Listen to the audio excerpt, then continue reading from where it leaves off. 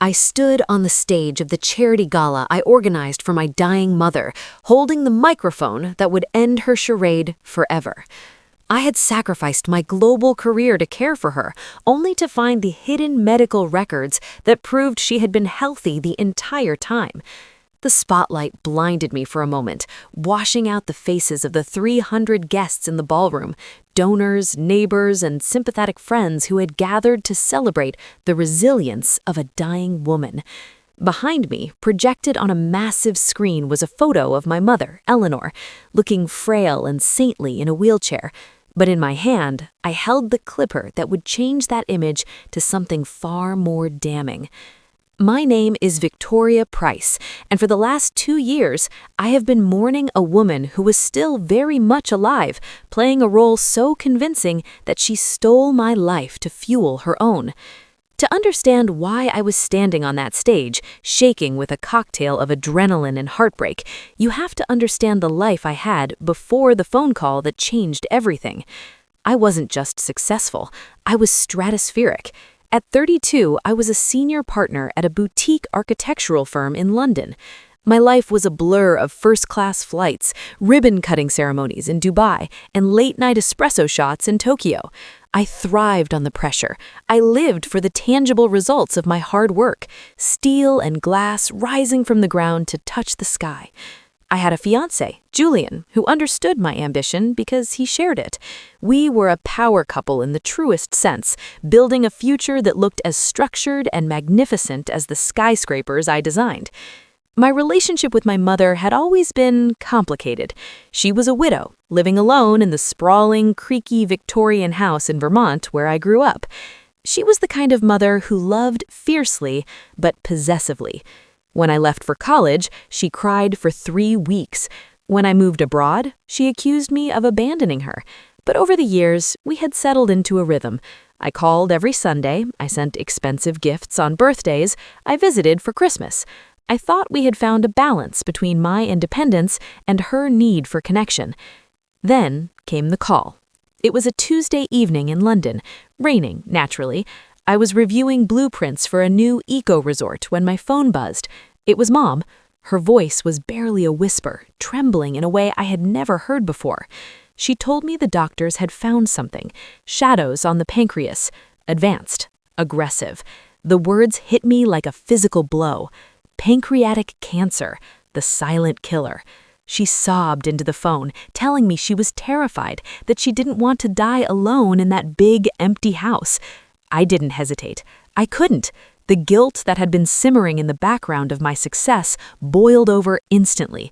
How could I be designing hotels in Bali while my mother was withering away in Vermont? I took an indefinite sabbatical. I broke off my engagement with Julian because I couldn't ask him to pause his life for an indeterminate amount of time, and I knew I couldn't be a partner to him while I was a nurse to her. I packed 2 suitcases, put my London apartment on the market, and flew home. I traded my career for a caregiver's role, convinced that I was doing the only righteous thing a daughter could do. The first 6 months were a blur of tragedy and duty. When I arrived in Vermont, Mom looked smaller than I remembered. She walked with a cane. Her skin seemed gray. She had set up a hospice room in the downstairs library so she wouldn't have to climb the stairs. I threw myself into caring for her with the same intensity I had applied to my architecture. I researched diets, I managed her schedule, I became the gatekeeper of her energy. But the conflict, the real erosion of my spirit, didn't happen all at once. It was a slow, grinding process. It started with the isolation. Mom insisted that she didn't want visitors. She said her decline was too ugly, too personal, and she wanted to preserve her dignity. She forbade me from letting the neighbors in, telling me that she couldn't bear their pity. So it was just the 2 of us, day in and day out in that drafty house. I tried to keep a toe in my professional world. I took on a few freelance consulting gigs, working remotely from the kitchen table while Mom slept. But every time I opened my laptop, a crisis would emerge. I would be on a Zoom call with a client in Singapore, and suddenly I'd hear a crash from the library or Mom screaming my name in panic. I'd rush in, terrified she had fallen, only to find she had dropped a remote or simply felt a cold chill and needed a blanket immediately. "I'm sorry, Victoria," she would whimper, clutching my hand with a grip that was surprisingly strong. "I know you're busy with your important buildings. I'm just a burden. I should just go ahead and die so you can get back to your real life." The guilt was a weapon she wielded with surgical precision. I would close my laptop, apologize to the client later, eventually losing the contract, and sit by her bed reading to her for hours. I stopped taking calls. I stopped reaching out to Julian. My world shrank until it was the size of her hospital bed. The medical aspect was where things became strange, though I was too emotionally compromised to see it at first. Mom refused to let me go to her doctor's appointments. She claimed she had a private specialist, a Dr. Eris, who was doing experimental treatments that required absolute discretion due to patent laws. It sounded absurd in hindsight, but at the time, desperate for a cure, I believed it. She would take a taxi to the clinic in the next town over, forbidding me to drive her because she said the car ride with me made her emotional. If you are enjoying this story, please like and subscribe. Also, please comment, as your feedback helps to improve the stories coming. I was only allowed to pick up her prescriptions, which were always generic painkillers and anti-nausea meds, never the heavy-duty chemotherapy drugs I expected. She explained that Dr. Eris provided the experimental drugs directly at the clinic. There were incidents that should have raised red flags. One afternoon, I came home early from the grocery store. I had forgotten my wallet. As I walked up the driveway, I saw Mom in the garden. She wasn't in her wheelchair. She wasn't using her cane. She was bending over, pulling weeds with a vigor that defied her stage 4 diagnosis. When she saw me, she collapsed onto the grass, clutching her side, wailing in agony. "I tried," she sobbed as I ran to help her up. "I just wanted to see my roses one last time. I pushed myself too hard. Oh, the pain, Victoria, the pain." I carried her inside, berating myself for leaving her alone, not questioning how she had gotten out there in the first place. I was so deep in the narrative of her dying that I edited out the inconsistencies in real time. The financial strain was the next escalation. My savings were significant, but not infinite. Mom's treatments were costing thousands of dollars a month, payable in cash to this mysterious clinic. She said it was because insurance wouldn't cover experimental procedures. I liquidated my investment portfolio. I sold the London apartment. I poured everything I had into the black hole of her illness. I was 34 now, broke, single, and living in my childhood home, watching my mother slowly not die. That was the thing. She wasn't getting worse. She was maintaining a state of perpetual fragility. 2 years had passed. The doctors had given her 6 months initially. When I asked about this miracle, she credited my love and Dr. Eris's secret serum. The discovery happened exactly 2 years after I had arrived. Mom had gone to her appointment. I was cleaning her bedroom, a place I rarely entered because she liked to keep it sterile. I was dusting the top of her vanity when I knocked over a heavy jewelry box. It crashed to the floor, spilling necklaces and rings everywhere. As I knelt to pick them up, I noticed a false bottom in the box had popped open. Inside, there wasn't jewelry. There was a stack of papers and a burner phone. My heart hammered against my ribs. I sat on the floor and unfolded the papers. They were medical records, not from Dr. Eris, but from the local hospital's oncology department, dated 2 weeks ago. I scanned the lines, the medical jargon blurring until one sentence stood out in stark, undeniable clarity. Patient shows no signs of malignancy. Pancreatic function normal. Blood work clear. There were other receipts, too. Receipts for a spa in the next town over, the clinic she visited weekly. Receipts for high-end lunches she must have eaten while I sat at home eating canned soup to save money. And then the burner phone. I turned it on. It wasn't password protected. The texts were to her friends, people I thought she had cut off. Victoria is still here. I have her wrapped around my finger. She's finally learning what family means. I'm not letting her leave again. Don't worry, she thinks I'm at death's door. She won't go back to London. I have my daughter back. I sat on the floor for an hour, the silence of the house pressing in on me. The grief I had been carrying for 2 years evaporated, replaced by a cold, white-hot rage. I had mourned her. I had buried my career, my relationship, and my financial security for her, and she had been getting massages and laughing about it. She wasn't dying, she was devouring me. I didn't confront her when she came home. I helped her into bed. I listened to her fake groans of pain. I fed her the soup. But inside, the architect was back. I began to design a new structure, a trap. I needed the world to see her. If I just confronted her in the kitchen, she would gaslight me. She would fake a heart attack. She would make herself the victim. I needed witnesses. I needed the one thing she craved more than my attention, public adoration. I proposed the gala.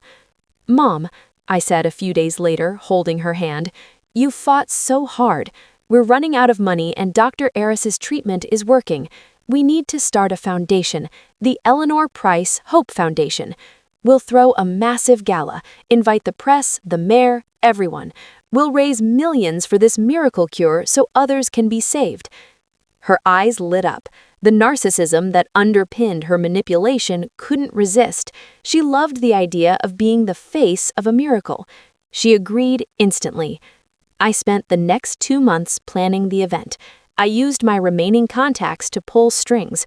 I promised a huge story to a journalist friend from New York. I told the local politicians it was the event of the season. I marketed it as the unveiling of a medical breakthrough. Mom was ecstatic. She bought a new dress, claiming she needed to look her best for her legacy. Which brings me back to the stage. The ballroom was glittering, crystal chandeliers, heavy velvet drapes, and the hum of anticipation. Mom was seated front and center in her wheelchair, a blanket over her lap, dabbing her eyes with a handkerchief as the mayor gave a tearful introduction about her bravery. I walked to the podium. I wore a red dress, sharp, structural, defiant, not the gray sweats of the caregiver. I looked like Victoria Price, the architect. "My name is Victoria Price," I said, my voice echoing through the silent hall. "And for 2 years I have watched my mother fight a battle that no one should have to fight." Applause broke out. Mom nodded graciously, soaking it in. "We are here to raise money for the cure that saved her," I continued. "A cure so miraculous it defies medical science. But tonight, I want to show you exactly what that cure is. Transparency is the only way forward." I clicked the remote. The screen behind me changed. It wasn't a picture of a chemical compound. It was a scanned document, the oncology report I had found in the jewelry box. The room went quiet. Confusion rippled through the crowd. "This is a report from the Vermont Regional Hospital, dated 2 months ago," I said, my voice steady though my hands were trembling. I read it aloud. "Patient shows no signs of malignancy. Pancreatic function normal." Mom froze. She looked at the screen, then at me. Her mouth opened, but no sound came out. I clicked the remote again. A photo of the spa receipt appeared. "This is the bill for the chemotherapy sessions my mother attends every Tuesday. The Lotus Day Spa. The infusion is a deep tissue massage and a seaweed wrap." Gasps erupted. A murmur of shock turned into a roar of whispers. "Victoria!" Mom screeched, suddenly finding her voice. She tried to stand up, forgetting her wheelchair act in the panic. She stood up fully, strong and sturdy, realizing her mistake a second too late. "Victoria, stop this! You're confused. The stress has gotten to you." "I'm not confused, Mother," I said, looking directly at her. I clicked the next slide. It was a screenshot of the text messages. "I have her wrapped around my finger. I'm not letting her leave again." The room was deadly silent now. The horror of it settled on the guests. They weren't looking at a saint anymore. They were looking at a monster. "I gave up my career," I said, my voice breaking for the first time. "I gave up the love of my life. I spent every penny I had. I grieved for you while you were sitting right there, laughing at me.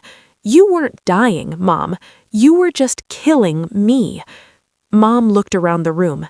She saw the disgust in the neighbor's eyes. She saw the journalist typing furiously on her phone. She saw her social standing, the only currency she truly valued besides my servitude, turning to ash.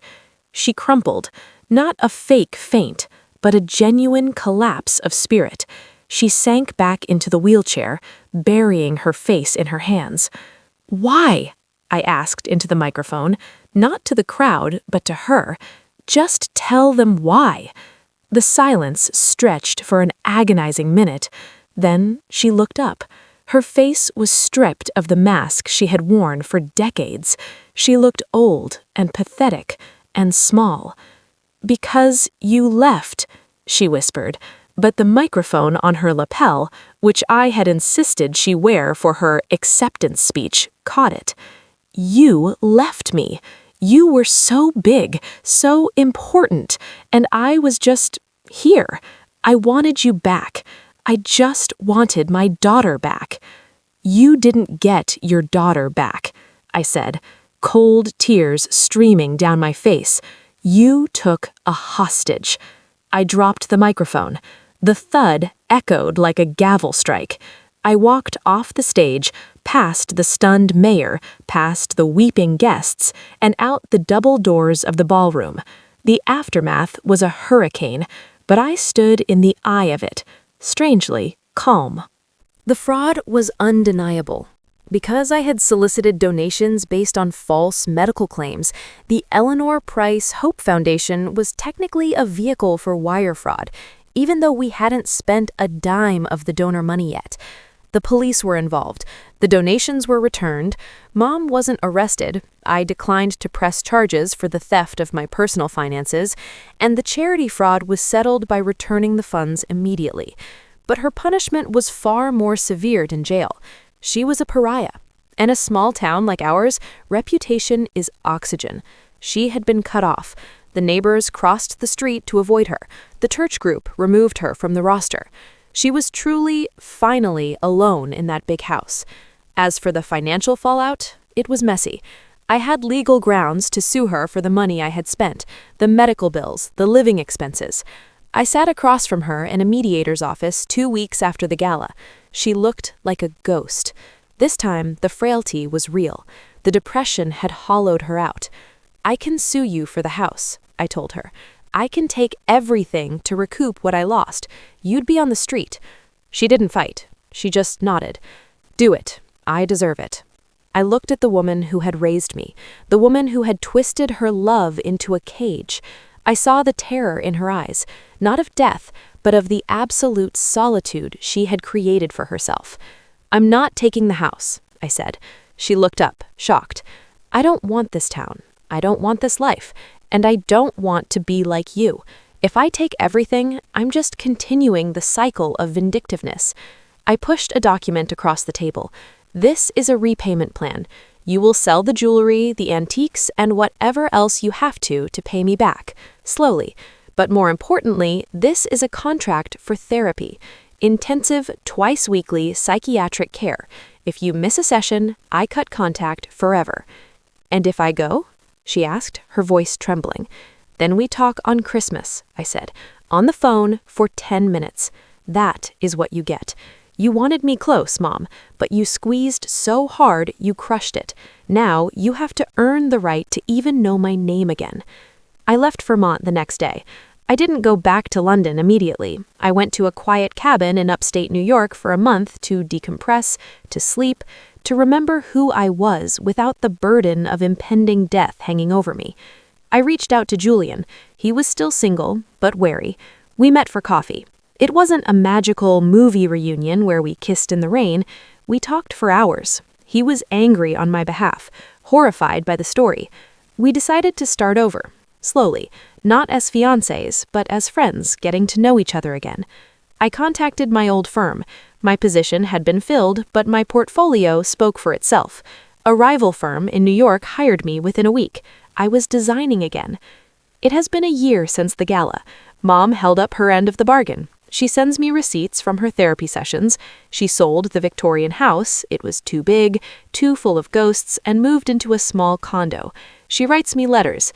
They aren't manipulative anymore. They are apologetic, raw, and often painful to read. She is learning, at 65, that love is not ownership. I forgave her, not because she deserves it, but because I refuse to carry the weight of her sickness any longer. Hate is heavy, and I have skyscrapers to build. I am Victoria Price. I sacrificed my career for a lie, but in the fires of that betrayal, I forged a truth that is unbreakable. I reclaimed my life, not by waiting for permission, but by demanding it on a stage for the world to see. And now, when I look at the skyline of New York, I don't just see steel and glass. I see my own reflection, battered, rebuilt, and standing tall.